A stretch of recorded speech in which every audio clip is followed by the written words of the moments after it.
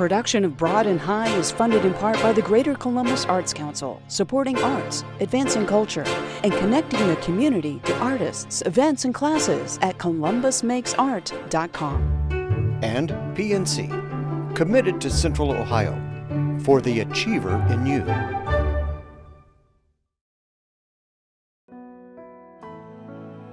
This time on Broad and High. Meet the women behind 165, a local line of modern jewelry designs. Go behind the wheel with a 13-year-old race car driver from Galloway. Find out why this Columbus artist is lighting her canvas on fire. And an OSU grad is making heads turn with his whimsical window displays in New York City. This and more right now on Broad and High.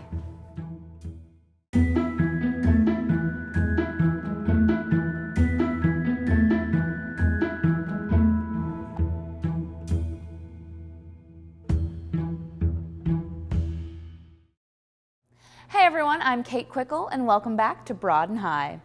If you're a frequent driver along High Street in Clintonville, you might recognize the storefront in our first story tonight. It's notable for its pink facade. It's not only a shop, but it's also a working studio for the women behind 165 Jewelry. We got a peek into how they go about making their minimal and modern designs.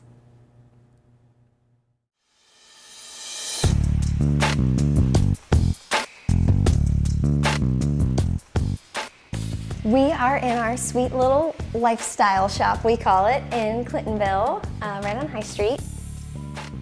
So when people come in, we kind of like to tell them, like, we make all the jewelry in the back half, and we can customize stuff, and if you need a different size, we can make it while you wait, which people love.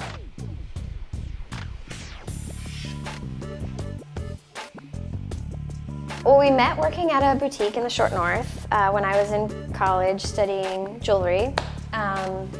She worked there full-time. So I went to college for psychology, and my last quarter in school, I took a textiles class and absolutely loved it and was like, why wasn't I doing this the whole time? But obviously I was gonna change my major in my last quarter. So I finished up and then ended up working for a year and going back and getting a master's in textiles. I was graduating and kind of wanting to move on from working there and just move on, do my own thing. And I think she was kind of feeling like her time was at an end there, and we were both just like ready to do something like, let's just do it. Let's start a business.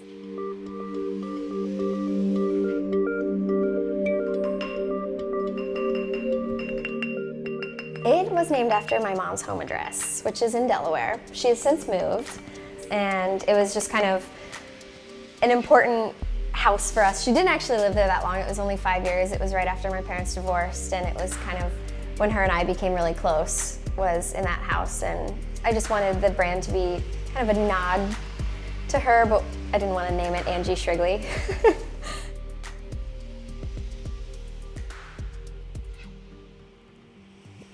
We like to make things that people can wear every day so they don't feel like, I have to say this for a special occasion. Like, we want people to wear the stuff all the time and not have to take it off. And that's why we use the high quality materials, so that you don't have to feel like, oh, I'm taking a shower, I have to take this off, I'm going to work out. Like, we want it to just be like a part of your body, like just as an extension.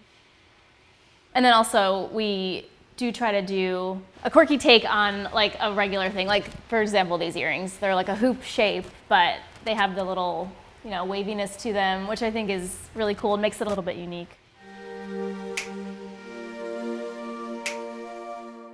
There's always hot new trends in the jewelry world, and when we first started, it was all about rings, tiny little stacking rings. That's what everybody wanted. And now it's going toward earrings and bigger, bigger, bigger, bigger, bigger earrings every season. We always watch the fashion shows in New York. You know, those are always over the top, extravagant, like they have earrings that are the size of dinner plates. So we take those kinds of ideas and bring them down to the everyday consumer.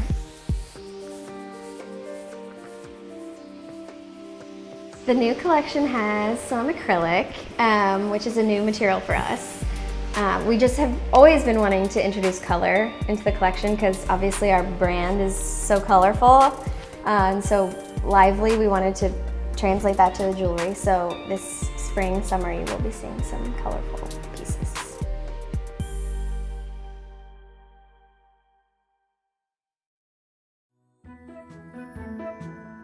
Visit 165 at their High Street location or find them online at 165jewelry.com.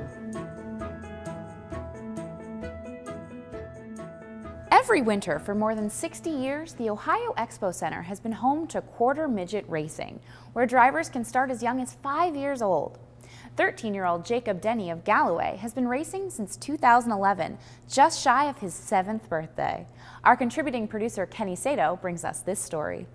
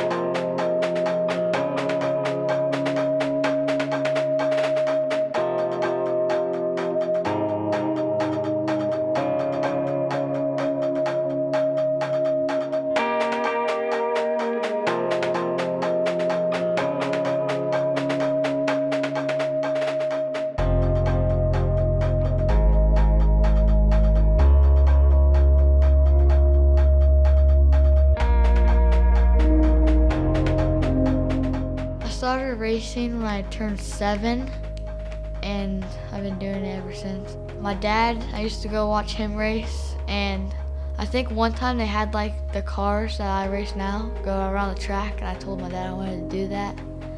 The first time I went out, I was like a little nervous, but as soon as I got out there, there were just no nerves. I wasn't nervous about the racing because I had never witnessed it before. The main thing I focused on was safety. We went and got his helmet and his fire suit, and I just wanted to make sure that he was safe in his car. And then I walked in that day, and it was not what I expected it to be. It was fast and it was loud and really nerve-wracking for quite the first few years. It still makes me nervous, but it's ultimately safe and he's having fun. So.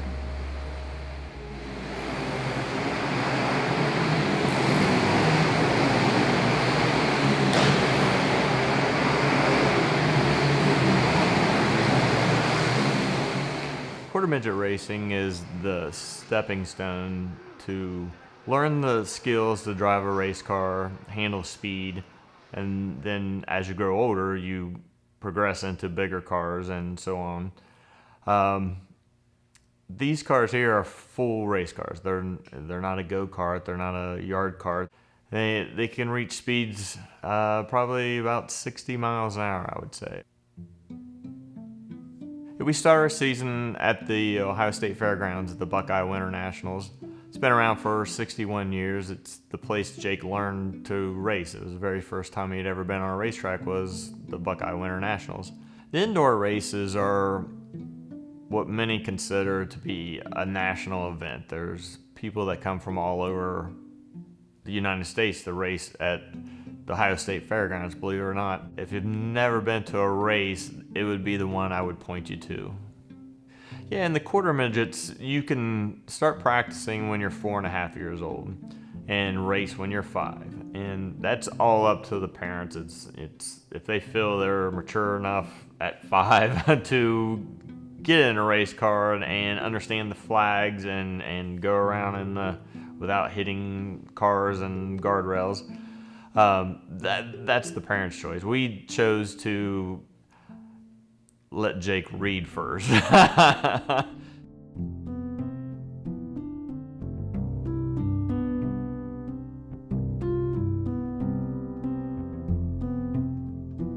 was told before that it looks worse to me than it does him because I'm looking at 10 to 12 cars on the racetrack at once and he's seeing just a few in front of him. And it's not, so it doesn't feel that overwhelming to him like it does me when I'm trying to keep track of who's where. But yeah, speed is one of the big things, and that's probably the most nerve-wracking part about it.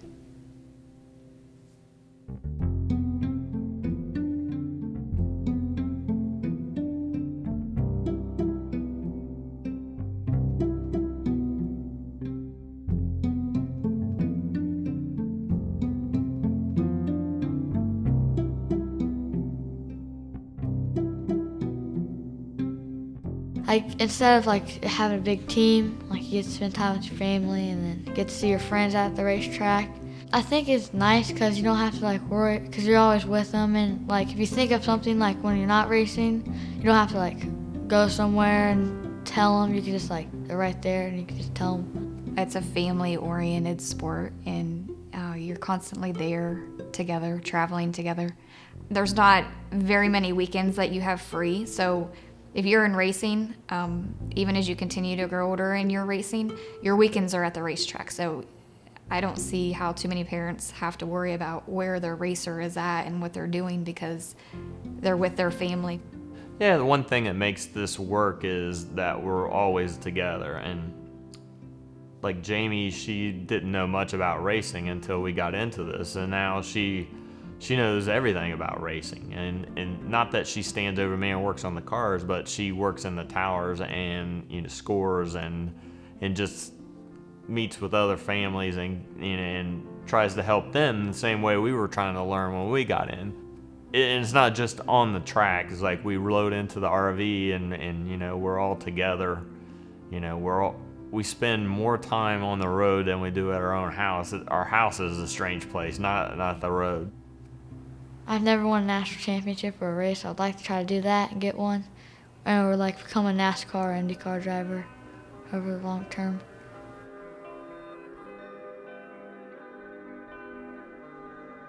Over time, I've learned a lot from my dad because he used to race and he could teach me how to like set up passes and then like how to adapt to the track if it's like my car's not handling right. Without Jeff, Jacob wouldn't be doing this. It all kind of falls on him. Jacob is getting to the age where he helps work on the cars and he's able to do things now, but it's ultimately the handler that all of this weighs on.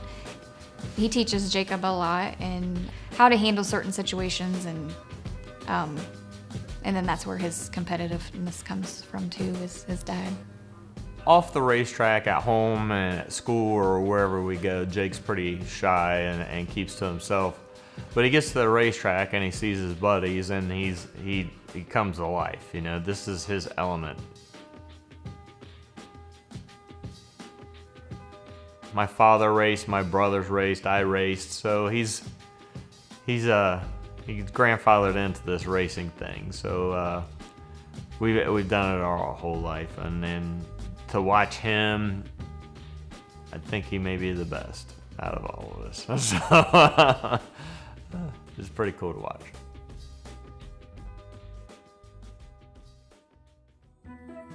You can keep up with Jacob's race results by following him on Facebook, and learn more about the United States Auto Club's Quarter Midget Racing Series by visiting usac25.com. When she was in her 20s, Columbus artist and IT professional Julia Hamilton discovered she had a benign neurological disorder known as synesthesia. It's a perceptual phenomenon that allows her to see music and even letters as colors. Her latest body of work, recently on view at Franklin Park Conservatory, is a series of brilliant alcohol ink paintings that are inspired by the colorful shapes she sees while listening to music. That is, before she lights them on fire. Have a look.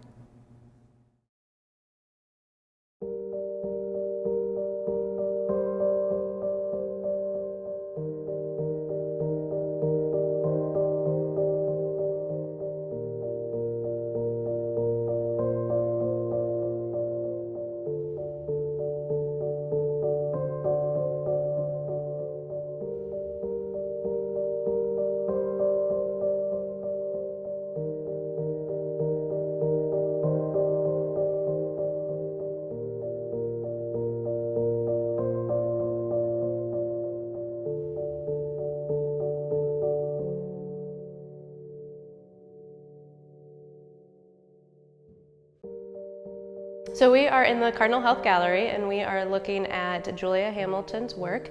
The exhibition's called In Loving Color. and it is a new body of work that she produced from 2016 through 2017 specifically for this exhibition. So I was in my mid-20s when I realized that other people don't see the colors. I was in my mid-20s when it occurred to me to say something to somebody about C and 3 being the same shade of green. A long time, like 10 years or more passed before I came across the term synesthesia. What's happening is it's two senses in the brain. It's a neurological condition that two senses are kind of crossing and they're automatically happening at the exact same time. So when she sees a letter, she automatically sees a color associated with it. Or when she hears a song or she's talking to a person, she's seeing colors. And so every word, every letter, every note has a color associated to it. It's called grapheme synesthesia, where you see colors with numbers and letters, and that's what I have. And then there are people that see colors when they listen to music. It's like, oh, well, yeah, of course. So yes, I have that too. And that, again, it never occurred to me that other people don't see colors when they listen to music because it's so obvious.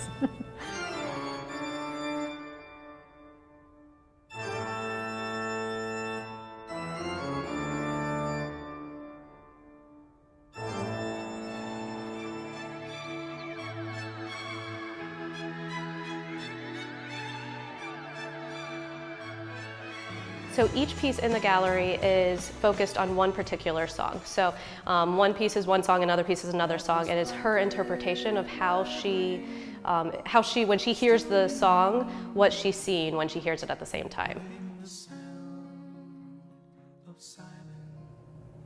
I spent, I'd say about 5 years maybe, doing pointillism. So I was using alcohol ink pens on clayboard.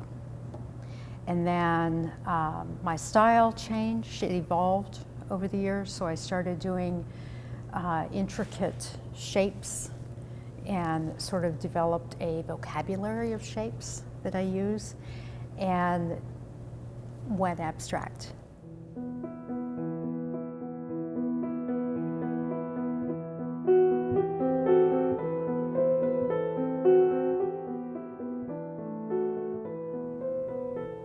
I saw other people doing alcohol ink paintings, and so I learned that you could like buy the refills or buy inks separately, and not use the pens, but just like slosh the inks on whatever substrate. And then I saw a video of somebody lighting their alcohol inks on fire, and they were working on tile. So I tried it on clayboard, and I like it even better on clayboard because the clayboard blisters up and it gives you texture, which the tile didn't do. The main point in lighting on fire is the chaos. So I've been doing these like really controlled pieces. You know, sometimes I cover the entire board with these intricate shapes. But the fire was freeing. Because it was like, okay, so now I have chaos. I lose control over the piece, and then I can come in and like regain control.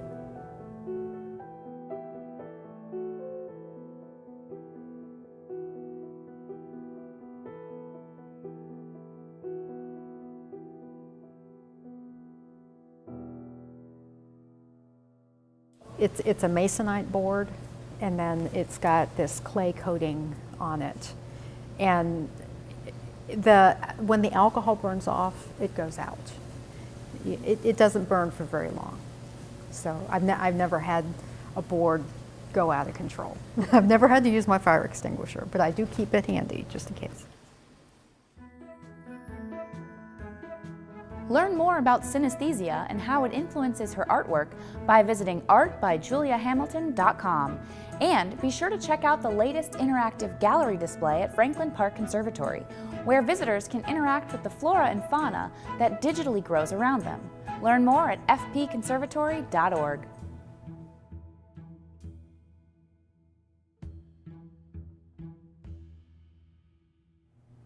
Our final story tonight comes from our good friends at Ohio State University. Mark Gannon is a 1982 grad who is turning heads on Fifth Avenue in New York City. He spent 8 months meticulously crafting the whimsical scene depicted in a lavish window display for iconic department store Bergdorf Goodman. Here's his story.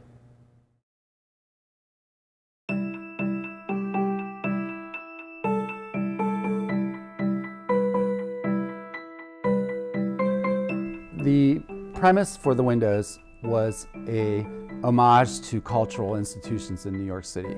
And the Historical Society was destined to be one of the institutions.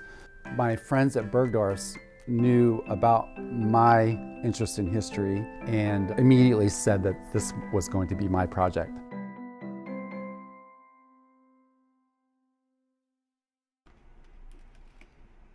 My passion is to make handmade things myself, and because of that, I think I make these intimate, little, flawed objects that people are responding to.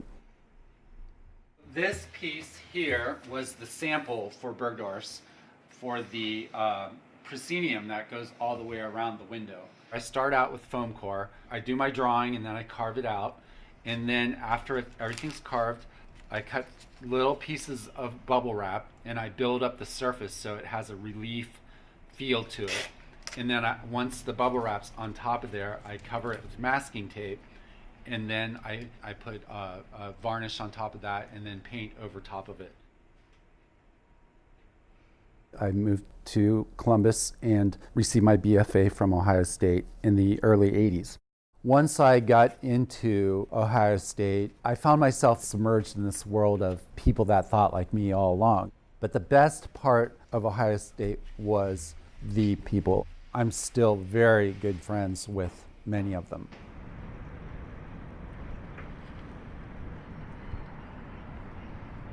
After graduating, I got on a plane and came to New York with literally $700 in my pocket, and that's how I started my life in New York City.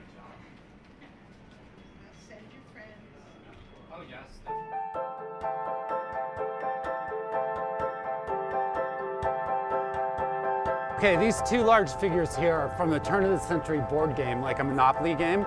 It was based on Wall Street, so you have the bull and the bear. And the narrative of the story is this figure here, the mannequin, is giving the key back to the city. It's a gift back to the city.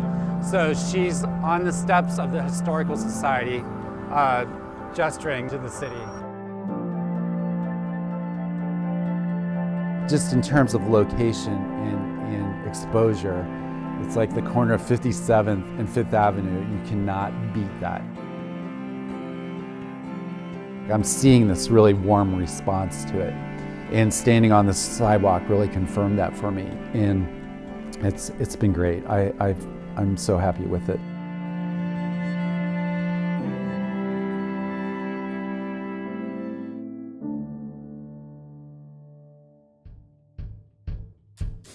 You can read more about Mark Gannon's OSU experience, as well as his life in New York City, in the spring issue of the Ohio State Alumni Magazine. And that concludes yet another episode of Broad and High, our 163rd, just in case you're keeping count. And remember, you can find all of our stories in the usual places. We're taking you out today with the 3-part harmonies of the Salty Caramels, based right here in Columbus. For all of us here at WOSU, I'm Kate Quickle. Thanks for watching. We'll see you back here next week. You opened up the door and said, come in and have a seat. You were talking about business, I was thinking up a scheme, trying to figure out a way to say, baby, we'd be great, we'd be great, we'd be great, we'd be great. Oh, I'm black and white, I'm impatient, I don't waste time. My heart knows just what I want, and I find you quite divine, trying to figure out a way to make you be all mine. Please be mine, please be mine, please be mine.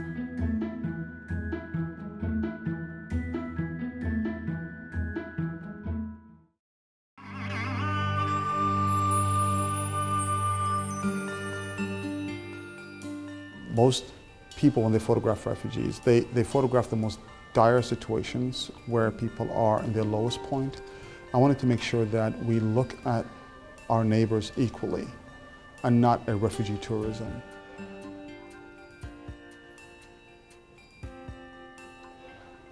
As Central Ohio, we have the largest Bhutanese and Nepali refugees. I myself was a refugee. I came to this country as a refugee status.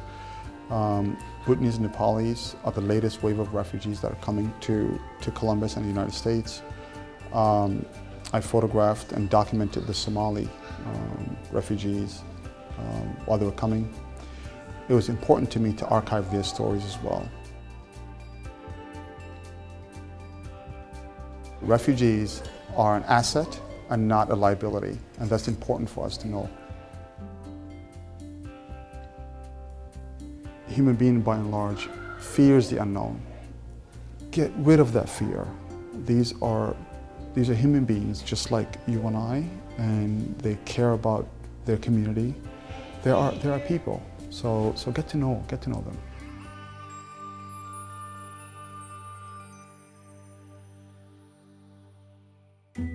Catch Columbus at its creative best on Broad and High, Thursday nights at 8 o'clock on WOSU TV.